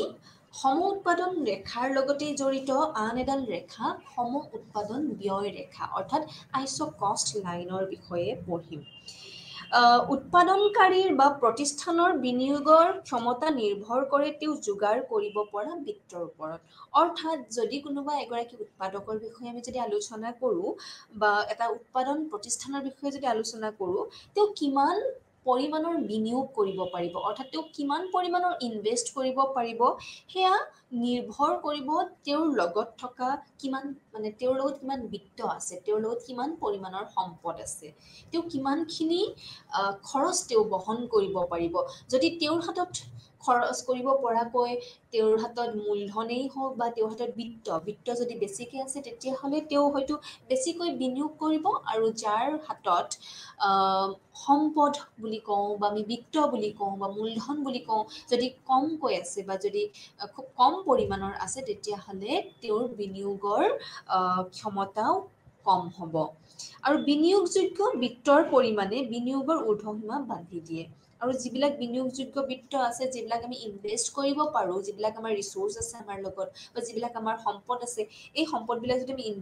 ইনভেষ্ট কৰিব পাৰোঁ তাৰ পৰিমাণে আচলতে আমি কিমান পৰিমাণলৈকে বা তাৰ উচ্চতম মানে যিটো সীমা হ'ব ঊৰ্ধ্ব সীমা যিটো হ'ব যে আমি কিমান পৰিমাণলৈকে বিনিয়োগ কৰিব পাৰোঁ সেয়া নিৰ্ধাৰণ কৰি দিয়ে মোৰ লগত যদি 1 লাখ টকা আছে তেতিয়াহ'লে মই 1 লাখ টকা মোৰ লগত যদি মেক্সিমাম 1 লাখ টকা আছে তেতিয়াহ'লে মই 1 লাখ টকাই বিনিয়োগ কৰিব পাৰিম তাতকৈ মই হয়তো আৰু বেছি বিনিয়োগ কৰিব নোৱাৰিম গতিকে যিটো আমাৰ মোৰ লগত বিনিয়োগযোগ্য ব্যয় মানে বিত্ত যিমান আছে সেই আচলতে মোৰ বিনিয়োগৰ ঊৰ্ধ্ব সীমাটো নিৰ্ণয় কৰি দিব বা বান্ধি দিব 1 লাখ টকা হ'লে 1 লাখ টকা হ'ব মোৰ মেক্সিমাম ইনভেষ্টমেণ্ট এমাউণ্ট অৰ্থাৎ ঊৰ্ধ্ব সীমা যিটো বিনিয়োগৰ যিটো ঊৰ্ধ্ব সীমা আৰু উৎপাদনৰ বাবে দুবিধ উৎপাদক নিয়োগ কৰিব লাগে বুলি যদি আমি ধৰি লওঁ তেতিয়াহ'লে প্ৰতিষ্ঠানে সমুদায় বিনিয়োগযোগ্য ধন খৰচ কৰি উৎপাদক দুবিধৰ কি কি জোঁট কিনিব পাৰে তাক সম উৎপাদন ব্যয় ৰেখাৰ সহায়ত আমি দেখুৱাব পাৰোঁ অৰ্থাৎ তেওঁৰ লগত থকা যিখিনি সম্পদ তেওঁৰ লগত থকা যিখিনি বিত্ত বা তেওঁৰ লগত থকা যিখিনি ফাইনেন্স আমি যদি ইংৰাজীত কওঁ তেওঁৰ লগত থকা যিখিনি ধন সেই ধনখিনি তেওঁ যদি এটা যদি উপাদান ব্যৱহাৰ কৰে দ্ৰব্যটো উৎপাদনৰ ক্ষেত্ৰত তেতিয়াহ'লে গোটেইখিনি তেওঁ কি কৰিব পাৰে সেই দ্ৰব্যটো মানে উৎপাদনৰ ক্ষেত্ৰত ব্যৱহাৰ কৰা উপাদানটোৰ নামত তেওঁ খৰচ কৰিব পাৰে যদি মই ধৰক মোক অকল শ্ৰমিকেই লাগে মোক আৰু বেলেগ নালাগে বস্তু এটা উৎপাদন কৰিবৰ কাৰণে তেতিয়াহ'লে মোৰ হাতত যিমানখিনি ধন থাকিব যিমানখিনি সম্পত্তি থাকিব যিমানখিনি বিনিয়োগযোগ্য বিত্ত থাকিব মই গোটেইখিনি শ্ৰমিকৰ নামতেই মই হয়তো বিনিয়োগ কৰি দিব পাৰিম কিন্তু যিহেতুকে আমি কৈছোঁ যে আচলতে এটা উপাদানৰ লগত আমি উৎপাদন কৰিব আচলতে নোৱাৰোঁ বাস্তৱিকতে অসম্ভৱ আৰু আমি আমাৰ আজিৰ পাঠদানটিতো আমি দুটা পৰিৱৰ্তনশীল উপাদানৰ কথা যিহেতুকে আমি আলোচনা কৰি আছোঁ গতিকে মোৰ হাতত থকা বা উৎপাদক গৰাকীৰ হাতত থকা যিখিনি বিত্ত আছে বা যিখিনি বিনিয়োগযোগ্য বিত্ত আছে সেই বিত্তটো এনেকৈ ভাগ কৰিব লাগে যাতে তেওঁ দুয়োটা উপাদানে তেওঁ ব্যৱহাৰ কৰিব পাৰে আৰু কিমান পৰিমাণৰ তেওঁ মানে এই যিটো সংমিশ্ৰণ হ'ব দুয়োটা মানে উপাদানত খৰচ কৰা যিখিনি মানে বিত্ত সেই যিটোৰ আমি জোঁটকেইটা পাম সেই জোঁটকেইটাক আমি সম উৎপাদন ব্যয় ৰেখাৰ সহায়ত আমি উপস্থাপন কৰিব পাৰোঁ অৰ্থাৎ সম উৎপাদন ব্যয় ৰেখাডালে এক নিৰ্দিষ্ট পৰিমাণ ধন বিনিয়োগ কৰি প্ৰতিষ্ঠানে উৎপাদক দুবিধৰ কি জোঁট নিয়োগ কৰিব পাৰে বা কিনিব পাৰে তাকে নিৰ্দেশ কৰে অৰ্থাৎ তেওঁৰ লগত থকা ধনখিনিৰ বাবদ তেওঁ কিমান পৰিমাণৰ অৰ্থাৎ কিমান জোঁটৰ কিমান সংমিশ্ৰণৰ দুয়োটা বা দুবিধ উপাদান তেওঁ কিনিব পাৰে বা ব্যৱহাৰ কৰিব পাৰে তাকেই সূচাই এডাল সম উৎপাদন ব্যয় ৰেখাই ইয়াতে আমি এই ৰেখাডালত দেখা পাইছোঁ যে আমি তলৰ পিনে আমি শ্ৰমিক লৈছোঁ, আকৌ আমি y অক্ষত আমি আকৌ মূলধন লৈছোঁ, আৰু আমি প্ৰত্যেকডাল ৰেখাত আমি তিনিডাল ইয়াতে ৰেখা লৈছোঁ, তিনিডাল সম উৎপাদন ব্যয় ৰেখা আছে। প্ৰথমডালে সূচাইছে যে 20 গোট শ্ৰমিক লৈছে আৰু 40 গোট তেওঁ এইপিনে 40 গোট তেওঁ মানে মূলধন লৈছে। অৰ্থাৎ তেওঁৰ হাতত থকা ধনখিনিৰে তেওঁ যদি অকল যদি শ্ৰমিকেই ব্যৱহাৰ কৰে তেতিয়াহ'লে তেওঁ 20 গোট শ্ৰমিক তেওঁ ব্যৱহাৰ কৰিব পাৰে। আৰু তেওঁ যদি অকল মূলধনেই যদি তেওঁ ব্যৱহাৰ কৰে দ্ৰব্যটি উৎপাদন কৰিবৰ কাৰণে, আৰু যদি কোনো ধৰণৰ শ্ৰমিক যদি তেওঁ ব্যৱহাৰ নকৰে, অৰ্থাৎ if labour is equal to 0, then maximum বা তেওঁৰ ঊৰ্ধ্বতম সীমা হ'ব 40 গোট মূলধন। অৰ্থাৎ তেওঁ 40 গুণ মূলধন কিনিব পাৰে তেওঁৰ হাতত থকা ধনখিনিৰে, যদি অকল তেওঁ মূলধনেই কিনে, আৰু যদি তেওঁ অকল শ্ৰমিকৰ মানে শ্ৰমিকেই যদি তেওঁ ব্যৱহাৰ কৰে তেতিয়াহ'লে তেওঁ 20 ইউনিট বা 20 একক শ্ৰমিক তেওঁ ব্যৱহাৰ কৰিব পাৰে বা কিনিব পাৰে। আৰু এই যি দুটা বিন্দু আমি পাইছোঁ, ঊৰ্ধ্বতম সীমা কেইটা যে পাইছোঁ, এই ঊৰ্ধ্বতম সীমা দুটাক যদি আমি লগ লগাই দিওঁ তেতিয়াহ'লে আমি আইচ'কষ্ট লাইন বা সম উৎপাদন ব্যয় ৰেখাডাল পাওঁ। গতিকে ইয়াতে আমি দেখা পাইছোঁ, ইয়াতে তিনিডাল আমাৰ আইচ'কষ্ট লাইন আছে। আইচ'কষ্ট লাইনডালে কি সূচায় যে এগৰাকী মানুহৰ হাতত থকা ধনখিনি, যিখিনি বিনিয়োগযোগ্য বিত্ত আছে বা বিনিয়োগযোগ্য যিখিনি ধন আছে, তেওঁ সেই ধনখিনিৰ সহায়ত দুটা দ্ৰব্য, দুটা উপাদানৰ কিমান কিমান জোট, কিমান কিমান সংমিশ্ৰণ তেওঁ ব্যৱহাৰ কৰিব পাৰিব, তাক নিৰ্দেশ কৰে সম উৎপাদন ব্যয় ৰেখা। এইবাৰ আমি চাম উৎপাদনকাৰীৰ প্ৰতিষ্ঠানৰ বা উৎপাদনকাৰীৰ বা প্ৰতিষ্ঠান এটাৰ ভাৰসমতাৰ বিষয়ে। ভাৰসাম্য কি হয়, যাক আমি ইংৰাজীত ইকুইলিব্ৰিয়াম বুলি কওঁ। আৰু এইবাৰ আমি প্ৰডিউচাৰ্ছ ইকুইলিব্ৰিয়াম, এগৰাকী উৎপাদকে বা এগৰাকী উৎপাদনকাৰীয়ে বা প্ৰতিষ্ঠান এটাই কেনেকৈ ভাৰসাম্যতা বা ভাৰসাম্য অৱস্থালৈ আহিব পাৰে, কেতিয়া আমি ভাৰসাম্য অৱস্থাত থকা বুলি পেলাই ক'ম। প্ৰথমতে আকৌ এবাৰ আমি জানো আহক ভাৰসাম্য কি। ভাৰসাম্য এনে এক অৱস্থাত য'ৰ পৰা আচলতে আমি লৰচৰ কৰিব নিবিচাৰোঁ। যদি উপভোক্তাৰ ক্ষেত্ৰত হয়, উপভোক্তাই যেতিয়া সৰ্বাধিক সন্তুষ্টি লাভ কৰিব যিকোনো এটা দ্ৰব্য ভোগৰ পৰা বা ব্যৱহাৰৰ পৰা, তেতিয়া আমি উপভোক্তাগৰাকীক আমি ভাৰসাম্য অৱস্থাত থকা বুলি পেলাই ক'ম। আৰু ঠিক তেনেকৈ আমি উৎপাদনকাৰীৰ ক্ষেত্ৰতো যদি আমি ভাৰসমতাৰ কথা আমি কওঁ, তেতিয়াহ'লে উৎপাদনকাৰীয়ে তেওঁৰ হাতত থকা যিখিনি ধন আছে, যিখিনি বিত্ত আছে, বিনিয়োগযোগ্য বিত্ত, সেই বিনিয়োগযোগ্য বিত্তখিনি বিনিয়োগ কৰি পেলাই তেওঁ মানে কিমানখিনি, মানে কিমান পৰিমাণৰ, মানে উচ্চতম কিমান পৰিমাণৰ তেওঁ উৎপাদন কৰিব পাৰিব, তাকেই আচলতে উৎপাদনকাৰীৰ ভাৰসমতা বুলি কোৱা হয়। এতিয়া আমি চিত্ৰত আমি আকৌ এবাৰ চাম। এই চিত্ৰটোত আমাৰ আকৌ তিনিডাল সম উৎপাদন ৰেখা লৈছোঁ, আৰু এডাল আমি ইয়াতে সম উৎপাদন ব্যয় ৰেখা লৈছোঁ। ইয়াতে আমি IQ1, IQ2, IQ3 এইকেইডাল হৈছে সম উৎপাদন ৰেখা, যিয়ে তিনিটা বিশেষ স্তৰৰ উৎপাদনৰ পৰিমাণ সূচাইছে। IQ1 100 গোট, IQ2 200 গোট, IQ3 300 গোট। আৰু আনহাতে যিডাল K1, L1 যিডাল ৰেখা আছে, এই ৰেখাডাল হৈছে আইচ'কষ্ট লাইন বা সম উৎপাদন ব্যয় ৰেখা, যিয়ে সূচাইছে যে উৎপাদনকাৰীৰ লগত থকা বিনিময়যোগ্য ধনৰ কথা বা বিনিময়যোগ্য বিত্তৰ কথা। অৰ্থাৎ তেওঁ যদি ইচ্ছা কৰে তেতিয়াহ'লে তেওঁৰ গোটেইখিনি ধন যদি তেওঁ মূলধনত ব্যৱহাৰ কৰে, তেতিয়াহ'লে K1 এমাউণ্ট তেওঁ মূলধন ব্যৱহাৰ কৰিব পাৰিব। আৰু আনহাতে তেওঁ যদি মূলধন ব্যৱহাৰ নকৰাকৈ যদি তেওঁ অকল শ্ৰমিকৰ সংখ্যা যদি ব্যৱহাৰ কৰে, বা শ্ৰমিক যদি অকল ব্যৱহাৰ কৰে দ্ৰব্যটি উৎপাদন কৰিবৰ কাৰণে, তেতিয়াহ'লে তেওঁ মেক্সিমাম তেওঁ সৰ্বাধিক OL1 এমাউণ্ট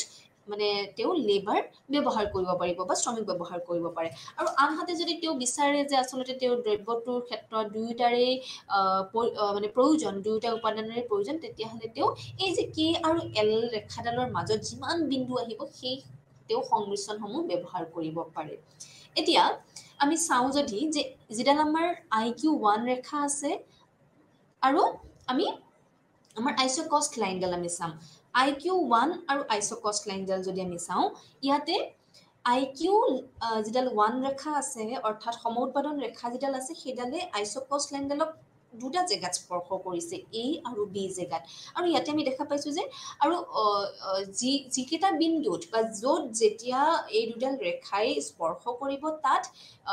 আমাৰ সম উৎপাদন ৰেখা আৰু সম উৎপাদন ব্যয় ৰেখা সমান হ'ব। অৰ্থাৎ তেওঁৰ হাতত যিমান বিত্ত আছে, সিমানখিনি বিত্তৰে তেওঁ সিমানখিনি উৎপাদন তেওঁ কৰিব পাৰিব। অৰ্থাৎ 100 গোট উৎপাদন তেওঁ এই বিন্দুত তেওঁ 100 গুণ মানে উৎপাদন 100 গুণ মানে সেই দ্ৰব্যটোৰ 100 গুণ তেওঁ উৎপাদন কৰিব পাৰে আৰু আনহাতে বি বিন্দুটো তেওঁ 100 গুণ উৎপাদন তেওঁ কৰিব পাৰে কিন্তু বি বিন্দুত কি হ'ব তেওঁ ইয়াতে হয়তো শ্ৰমিকৰ সংখ্যা বেছিকে ব্যৱহাৰ কৰিব শ্ৰমিক বেছিকে ব্যৱহাৰ কৰিব আৰু যদি তেওঁ এই বিন্দুটোত যদি উৎপাদন কৰে তেতিয়াহ'লে তেওঁ মূলধনৰ পৰিমাণ তেওঁ বেছিকৈ ব্যৱহাৰ কৰিব কিন্তু এইখিনিতে আমি এটা বস্তু চাব লাগিব এগৰাকী উৎপাদকে সিমানখিনি পৰিমাণহে উৎপাদন কৰিব পাৰিব যিমানখিনি পৰিমাণ তেওঁ হাতত থকা ধনেৰে বা হাতত থকা বিনিয়োগযোগ্য বিত্তৰে তেওঁ কিনিব পাৰিব ইয়াতে দেখা পাইছো যে IQ1ৰ যিটো মানে গোট 100টা যিটো গোট বা IQ1ৰ যিটো পৰিমাণ যিমানখিনি পৰিমাণৰ উৎপাদন আছে এইখিনি পৰিমাণ তেওঁৰ হাতত থকা ধনখিনিৰে তেওঁ কিনিব পাৰে কাৰণ আমি দেখা পাইছো যে IQ1 আৰু KL মানে যেডাল ৰেখা আছে অৰ্থাৎ সম উৎপাদন ৰেখা আৰু সমব্যয় ৰেখাডাল সম উৎপাদন ব্যয় ৰেখাডালে ইডালে আনডালক স্পৰ্শ কৰিছে অৰ্থাৎ সিমানখিনি তেওঁ ব্যয় বহন কৰিব পাৰে কিন্তু ইয়াতে প্ৰশ্নটো হৈছে যে আসলতে যদি তেওঁৰ হাতত থকা ধনখিনি KL এমাউন্ট যিটো আমি যেডাল ৰেখাৰে আমি নিৰ্দেশ কৰিছো এইখিনি পৰিমাণেৰে বা এইখিনি ধনেৰে তেওঁ যদি IQ1 মানে ৰেখাডালত মানে দেখুৱা যিমানখিনি গোট 100 পৰিমাণৰ যি মানে গোট 100 গোটৰ যিখিনি পৰিমাণ আছে সেইখিনি যদি তেওঁ উৎপাদন কৰে তেতিয়াহ'লে তেওঁৰ লাভ হ'বনে তেওঁ লাভ অৰ্জন কৰিব পাৰিবনে নে তেওঁ আৰু বেছিকে উৎপাদন কৰিব পাৰিব আৰু যদি তেওঁ IQ1ত নকৰি পেলাই যদি তেওঁ IQ2ত যদি কৰিব পাৰে তেতিয়াহ'লে নিশ্চয়কৈ তেওঁৰ কাৰণে ই এক লাভজনক হ'ব কাৰণ IQ1ত তেওঁ উৎপাদন কৰিলে তেতিয়াহ'লে তেওঁ 100 গুণহে উৎপাদন কৰিব পাৰিব তেওঁৰ নিজৰ ধনখিনিৰ দ্বাৰা আৰু যদি তেওঁ কেনেবাকৈ যদি IQ2 বা IQ3ত যদি উৎপাদন কৰিব পাৰে তেতিয়াহ'লে তেওঁ তাতকৈ দুগুণ আৰু তিনিগুণ পৰিমাণৰ উৎপাদন কৰিব পাৰিব গতিকে আমি চাব লাগিব ইয়াত সম্ভাৱনা আছে নেকি যে উৎপাদক গৰাকীয়ে আৰু অলপ ওপৰলৈ গৈ পেলাই এডাল উচ্চ স্তৰৰ সম উৎপাদন ৰেখাত গৈ পেলাই উৎপাদন কৰক আৰু তেওঁৰ হাতত থকা ধনখিনিৰেও সেইখিনি সম্ভৱ হওক তেনেকুৱা হ'ব পাৰে নেকি এই চিত্ৰটোত দেখুওৱা অনুসৰি পাৰে যদি আমি দেখা পাওঁ যে আমি চাওঁ যে IQ2 যেডাল ৰেখা আছে আৰু যেডাল আইছ' কষ্ট লাইন KL যেডাল ৰেখা আছে অৰ্থাৎ সম উৎপাদন ব্যয় ৰেখা আৰু সম উৎপাদন ৰেখাডালে কিন্তু আকৌ এবাৰ ইটো স্পৰ্শ কৰিছে ই বিন্দুত আমি দেখা পাইছো যে ইয়াতো এডাল সম উৎপাদন ৰেখাই আমাৰ সম উৎপাদন ব্যয় ৰেখাক স্পৰ্শ কৰিছে তাৰ মানে এই ৰেখাডালতো কোনোবাটো বিন্দু যিটো বিন্দুত স্পৰ্শ কৰিছে সেই বিন্দুটোত উৎপাদন কৰা সম্ভৱ তেওঁৰ হাতত থকা ধনখিনিৰে তেওঁ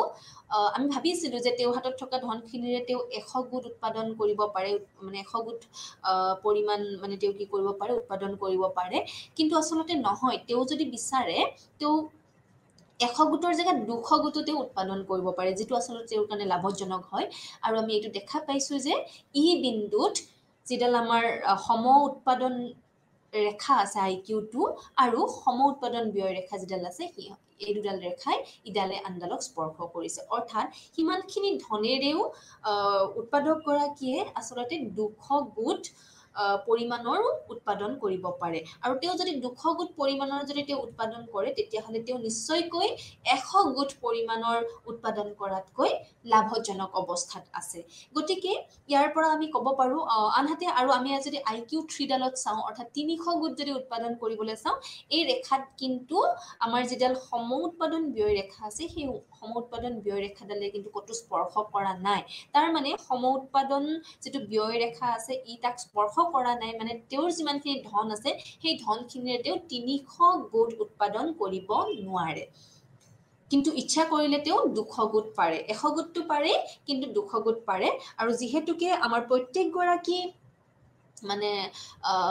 অৰ্থনৈতিক এককৰে মূল উদ্দেশ্যটো হৈছে আমি যিয়ে গ্ৰহণ নকৰো কিয় আমি যিয়ে ব্যৱহাৰ নকৰো কিয় তাৰ পৰা আমি সৰ্বাধিক সন্তুষ্টি আমি পাব বিচাৰো মানে যদি আমি উপভোক্তাৰ কথা কওঁ তেতিয়ালে উপভোক্তা এগৰাকীয়ে যিকোনো বস্তু ব্যৱহাৰ কৰাৰ পৰা তেওঁ সৰ্বাধিক সন্তুষ্টি লাভ কৰিব বিচাৰে আৰু যদি উৎপাদকৰ কথা কওঁ তেতিয়াহ'লে তেওঁ সৰ্বাধিক পৰিমাণৰ যাতে লাভ অৰ্জন কৰিব পাৰে আৰু লাভ অৰ্জন তেতিয়াহে কৰিব পাৰিব যদিহে তেওঁ বেছি পৰিমাণৰ উৎপাদন কৰিব পাৰে গতিকে যিকোনো এগৰাকী উৎপাদনকাৰীয়ে যিয়ে লাভ অৰ্জনৰ কাৰণে তেওঁ উৎপাদন কৰে তেওঁ ই বিন্দুটোত উৎপাদন কৰিব য'ত তেওঁৰ যিডাল সম উৎপাদন ব্যয় ৰেখা আছে অৰ্থাৎ তেওঁৰ যিমানখিনি ধন আছে সিমানখিনি ধনেৰে তেওঁ সৰ্বাধিক 200 গোট উৎপাদন কৰিবলৈ সক্ষম হৈছে গতিকে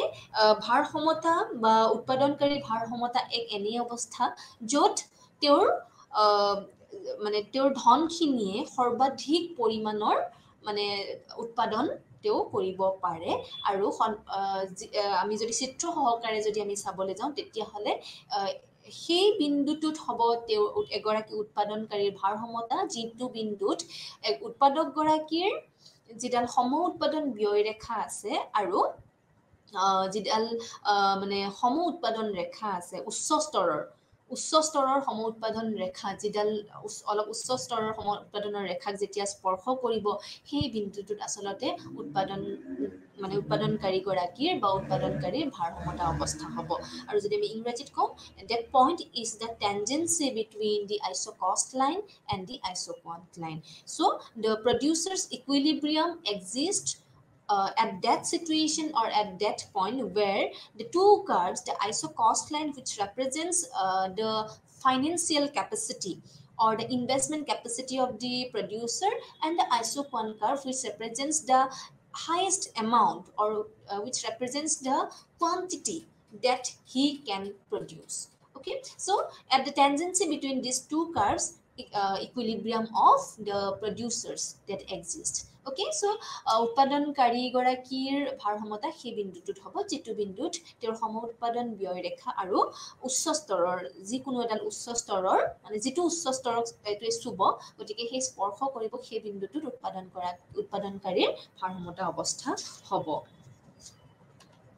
এইবাৰ আমি সম্প্ৰসাৰণ পথ কিহক কয় আমি চাম সম্প্ৰসাৰণ পথৰ কথা সম্প্ৰসাৰণ পথ আৰু কাম্য সম্প্ৰসাৰণ পথ দুটা আছে যে উৎপাদন প্ৰতিষ্ঠানৰ সম্প্ৰসাৰণ পথ দীৰ্ঘ আৰু হ্ৰস্বকালত বেলেগ বেলেগ হ'ব পাৰে কাৰণ আমি সময়ৰ বিষয়ে আমি আলোচনা কৰিছোৱেই যে হ্ৰস্বকাল আৰু দীৰ্ঘকাল গতিকে এটা উৎপাদন প্ৰতিষ্ঠানৰ বা উৎপাদনকাৰীৰ যি সম্প্ৰসাৰণ পথ হয় ই হ্ৰস্বকাল আৰু দীৰ্ঘকালত বেলেগ বেলেগ হ'ব পাৰে সময় অনুযায়ী ই বেলেগ বেলেগ হয় কাৰণ দীৰ্ঘকালত উভয় উৎপাদকৰে মানে প্ৰয়োগ বৃদ্ধি কৰিব পাৰি কিন্তু হ্ৰস্বকালত অকল এটা উপাদানৰহে মানে প্ৰয়োগ ব্যৱহাৰ বেছি কৰিব পাৰি বা বৃদ্ধি কৰিব পাৰি গতিকে আমি আগতে আলোচনা কৰাৰ দৰে দীৰ্ঘকালত গোটেইবিলাক উপাদানেই আচলতে পৰিৱৰ্তনশীল হয় পৰিৱৰ্তনশীল এই কাৰণেই হয় কাৰণ দীৰ্ঘকালত উৎপাদনকাৰীয়ে ইচ্ছা অনুযায়ী বা প্ৰয়োজন অনুসাৰে তেওঁ পৰিমাণ তেওঁ বৃদ্ধি কৰিব পাৰে কিন্তু হ্ৰস্বকাল যিহেতুকে এক ছুটি সময় গতিকে তেওঁ ইচ্ছা অনুসৰি ইচ্ছা কৰিলেও তেওঁ আচলতে গোটেইবিলাক উপাদানৰ পৰিমাণ তেওঁ বৃদ্ধি কৰিব নোৱাৰে সেয়েহে আমি হ্ৰস্বকালত কিছু উপাদান আমি ফিক্সড অৰ্থাৎ স্থিৰ হিচাপে ৰাখিবলগীয়া হয় আৰু কিছু উপাদানৰহে পৰিমাণ আমি বৃদ্ধি কৰিব পাৰোঁ গতিকে সেইকাৰণে যিটো সম্প্ৰসাৰণ পথ হয় সি হ্ৰস্বকাল আৰু দীৰ্ঘকালত বেলেগ বেলেগ হয় আমি যদি উদাহৰণস্বৰূপে কওঁ হয়তো শ্ৰমিকৰ পৰিমাণ আমি যদি শ্ৰমিক আৰু মূলধন যদি আমি দুটা উপাদান হিচাপে লওঁ তেতিয়াহ'লে হয়তো আমি শ্ৰমিকৰ পৰিমাণ হয়তো আমি বৃদ্ধি কৰিব পাৰিম হ্ৰস্বকালত আৰু আনহাতে হয়তো আমি মূলধনৰ পৰিমাণ আমি স্থিৰ হিচাপে ৰাখিব লাগিব আৰু দীৰ্ঘকালত শ্ৰম আৰু মূলধন যিহেতুকে দুইটা উৎপাদকেই পৰিৱৰ্তনশীল গতিকে প্ৰয়োজন অনুসৰি দুয়োবিধৰে প্ৰয়োগ আৱশ্যকীয় পৰিমাণত বৃদ্ধি কৰিব পাৰে আৰু দীৰ্ঘকালত উৎপাদন বৃদ্ধিৰ কাৰণে কাৰিকৰী আৰু বিত্তীয় সম্ভাৱনাও নাথাকে গতিকে যিহেতুকে দীৰ্ঘকালত উৎপাদন বৃদ্ধি হয় সেইকাৰণে যিটো টেকনিকেল আৰু যিটো মানে বিত্তীয় মানে ফাইনেন্সিয়েল তেনেকুৱা কোনো সীমাবদ্ধতা তাতে নাথাকে যিহেতুকে এইটো এটা দীৰ্ঘকাল হয় গতিকে আমি টেকন'লজিও আমি আমাৰ কাৰিকৰী আমি দক্ষতাও আমি বৃদ্ধি কৰিব পাৰোঁ আৰু লগতে আমাৰ বিত্ত আমাৰ ধনো আমি বা আমাৰ মূলধনো আমি মানে বৃদ্ধি কৰিব পাৰোঁ তাত কোনো ধৰণৰ সীমাবদ্ধতা নাথাকে কিন্তু হ্ৰস্বকালত হ'লে আমি শ্ৰমৰ পৰিমাণ বৃদ্ধি কৰিব পাৰিলেও হয়তো আমি ইচ্ছা অনুযায়ী আমাৰ বিত্ত অৰ্থাৎ আমাৰ ফাইনেন্স আৰু আমাৰ টেকন'লজি হয়তো আমি বৃদ্ধি কৰিব নোৱাৰোঁ বা আমি পৰিৱৰ্তন কৰিব নোৱাৰোঁ আৰু প্ৰযুক্তিবিদ্যাৰ উন্নতিৰ হকে বা উন্নতিৰ কাৰণে উৎপাদন পদ্ধতিৰ কাৰিকৰী দক্ষতাও বৃদ্ধি হ'ব পাৰে আৰু উৎপাদনৰ সম্প্ৰসাৰণৰ বাবে উৎপাদন প্ৰতিষ্ঠানে প্ৰয়োজনীয় বিত্ত যোগাৰ কৰিব পাৰে, যিটো কথা আমি আলোচনা কৰিলোঁ। দীৰ্ঘকালত কাৰিকৰী দক্ষতা যদি প্ৰয়োজন হয় তেতিয়াহ'লে হয়তো আমি বিভিন্ন টেকনিক্স হয়তো আমি ব্যৱহাৰ কৰিব পাৰোঁ, আমি ল'ব পাৰোঁ, আমি বৃদ্ধি কৰিব পাৰোঁ, ব্যৱহাৰ কৰিব পাৰোঁ, আৰু সেই অনুযায়ী উৎপাদন প্ৰতিষ্ঠানটোৱে বা উৎপাদনকাৰীয়ে হয়তো প্ৰয়োজন অনুসৰি বিত্ত বা ধনৰো ব্যৱস্থা কৰিব পাৰে, বৃদ্ধি কৰিব পাৰে। আৰু দীৰ্ঘকালত সেইবাবে উৎপাদন প্ৰতিষ্ঠানে উৎপাদকৰ সমুচিত প্ৰয়োগ সুনিশ্চিত কৰি মুনাফা সৰ্বাধিক কৰাৰ লক্ষ্যত উপনীত হ'ব পাৰে। আৰু সেইকাৰণেই দীৰ্ঘকালত এগৰাকী উৎপাদনকাৰীয়ে বা উৎপাদন প্ৰতিষ্ঠান এটাই এটা মানে সমুচিত প্ৰয়োগ কৰি পেলাই গোটেইকেইটা মানে উপাদানৰ যিটো মানে অনুপাত হ'ব, এটা সমুচিত অনুপাতত ব্যৱহাৰ কৰি পেলাই তেওঁ সৰ্বাধিক মুনাফা বা সৰ্বাধিক লাভ উপাৰ্জন সাধন কৰিব পাৰে, বা তেওঁলোকৰ যি লক্ষ্য, যে লাভ উপাৰ্জনৰ যি মূল লক্ষ্য, তাত উপনীত হ'ব পাৰে। আৰু শ্ৰম আৰু মূলধনৰ যিটো প্ৰদত্ত দৰ হ'ব, শ্ৰমৰ ক্ষেত্ৰত ধৰক আমি মজুৰি হাৰ লওঁ, আমি মজুৰি শ্ৰমিকক আমি মজুৰি দিওঁ, আৰু মূলধনৰ যিটো সেৱাৰ দৰ হ'ব তাক আমি ৰেট অফ ইণ্টাৰেষ্ট বুলি পেলাই কওঁ, সুদ বুলি পেলাই কওঁ। আৰু তাৰ যিটো অনুপাতত সেয়া বিভিন্ন পৰ্যায়সূচক সমুৎপাদন ৰেখাসমূহ বিভিন্ন অনুপাত ৰেখাৰ বা সমব্যয় ৰেখাৰ যি বিন্দুত স্পৰ্শ কৰে তাকে, আৰু যদি সেই বিন্দুসমূহক যদি আমি লগ লগাই দিওঁ তেতিয়াই আমি সম্প্ৰসাৰণ ৰেখা পাওঁ। ইয়াতে দেখা পাইছোঁ, ইয়াতে আমাৰ আইচ'কষ্ট লাইন আছে, তাৰপিছত আমাৰ আইচ'কুৱান্ট আছে, অৰ্থাৎ আমাৰ সম উৎপাদন ৰেখা আছে, আৰু বিভিন্ন আমাৰ সম উৎপাদন ব্যয় ৰেখা আছে। ই সময় অনুযায়ী ই বেলেগ বেলেগ হ'ব পাৰে, হয়তো হ্ৰস্বকালত কম থাকিব আমাৰ পৰিমাণ, আমাৰ হাতত থকা ধনৰ পৰিমাণ, কিন্তু দীৰ্ঘকালত আমাৰ ধনৰ পৰিমাণ বৃদ্ধি হ'ব। আমি ধনৰ পৰিমাণৰ লগতে আমি কাৰিকৰী দক্ষতাও আমি বৃদ্ধি কৰিব পাৰোঁ। গতিকে আমি হয়তো দীৰ্ঘকালত আমাৰ যেতিয়া বিত্ত বৃদ্ধি পাব, আমাৰ যেতিয়া কাৰিকৰী দক্ষতা বৃদ্ধি পাব, গতিকে সেই অনুযায়ী আমি শ্ৰমিকৰ ব্যৱহাৰ আৰু মূলধনৰ ব্যৱহাৰ আমি হয়তো বৃদ্ধি কৰিব পাৰোঁ। যেতিয়া আমি বৃদ্ধি কৰিব পাৰিম তেতিয়া তাৰমানে আমাৰ যিহেতুকে ধন বেছিকৈ আছে, আমি বেছিকৈ খৰচ কৰিব পাৰিম, সেই অনুযায়ী আমি উচ্চ স্তৰৰ সম উৎপাদন ৰেখাৰ পিনে আমি গতি কৰিব পাৰিম। গতিকে এই গোটেইকেইটা বিন্দু য'ত আমাৰ ভাৰসাম্যতা আমি পাম, প্ৰত্যেকডাল সম উৎপাদন ব্যয় ৰেখাতে আমি এডাল এনেকুৱা সম উৎপাদন ৰেখা পাম যিয়ে স্পৰ্শ কৰিব, য'ত আমি ভাৰসাম্যতা অৱস্থা পাম। আৰু এনেকৈ আমি যেতিয়া উচ্চ স্তৰৰ আমি গোটেইকেইটা ভাৰসাম্য বিন্দু যেতিয়া একেলগে কৰিম, আমি তেতিয়াই সম্প্ৰসাৰণ পথ পাম। এয়া হৈছে সম্প্ৰসাৰণ পথৰ বিষয়ে। গতিকে এয়া আমি কাম্য সম্প্ৰসাৰণ পথ আমি কোনটোলৈকে গুচি যাম, কেতিয়া আমি উৎপাদন কৰিম, কোনটোত কৰিলে এগৰাকী উৎপাদকৰ সৰ্বাধিক লাভ অৰ্জন কৰিব পাৰিব এগৰাকী উৎপাদকে। গতিকে এয়া আমি আলোচনা কৰিব পাৰোঁ। এক্সপানশ্যন পাথ বুলি যাক আমি ইংৰাজীত কওঁ, এক্সপানশ্যন পাথ আমি কেনেকৈ পাওঁ, আমি গম পালোঁ যে বিভিন্ন সময়ত আমাৰ বিভিন্ন সম উৎপাদন ৰেখা থাকিব, আৰু বিভিন্ন আমাৰ সেই অনুযায়ী আমাৰ ধনৰ ওপৰত নিৰ্ভৰ কৰি, আমাৰ বিত্তৰ ওপৰত নিৰ্ভৰ কৰি আমাৰ সম উৎপাদন ব্যয় ৰেখা আমাৰ থাকিব। গতিকে আৰু সেই অনুযায়ী সেই সম উৎপাদন ব্যয় ৰেখাৰ লগত কোনোবা নহয় কোনোবা এটা সম উৎপাদন ৰেখা আমাৰ থাকিব, যিডালে স্পৰ্শ কৰিব, অৰ্থাৎ সেইখিনি ধনেৰে আমি সৰ্বাধিক কোনোবা নহয় কোনোবাটো পৰিমাণ আমি উৎপাদন কৰিব পাৰিম। যেনেকৈ ইয়াতে আমি দেখা পাইছোঁ যে ইয়াত যদি ইমানখিনি পৰিমাণৰ কে আৰু এল যিডাল ৰেখা আছে, সিমানখিনি পৰিমাণৰ তাৰমানে আমাৰ হাতত বিত্ত আছে, সিমানখিনি পৰিমাণৰ আমাৰ হাতত ধন আছে, বা বিনিয়োগযোগ্য আমাৰ এমাউণ্ট বা পৰিমাণ আছে। গতিকে সিমানখিনি পৰিমাণত এগৰাকী উৎপাদকে যিহেতুকে লাভ অৰ্জন উদ্দেশ্যে উৎপাদন কৰে, গতিকে তেওঁ বিচাৰিব যে তেওঁ যাতে উচ্চ স্তৰৰ সম উৎপাদন ৰেখাত যাতে তেওঁ উৎপাদন কৰিব পাৰে, তেওঁ IQ1ত নকৰিব। গতিকে ইয়াতে আমি দেখা পালোঁ যে IQ2 আৰু KL1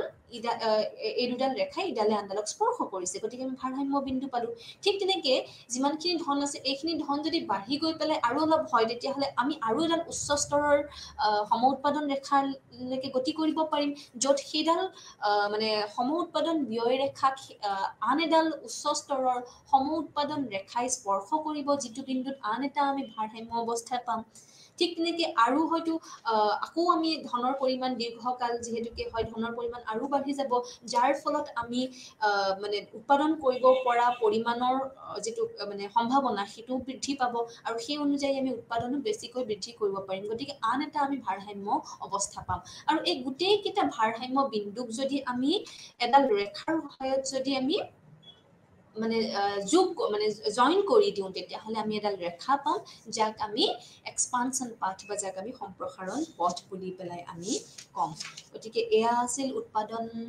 উৎপাদনৰ বিষয়ে যেতিয়া আমাৰ হাতত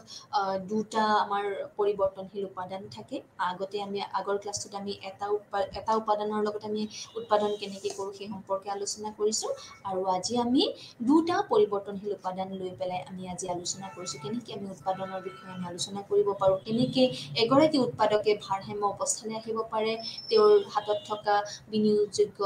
ধন আৰু তেওঁ কেনেকৈ কিমানখিনি পৰিমাণৰ তেওঁ মানে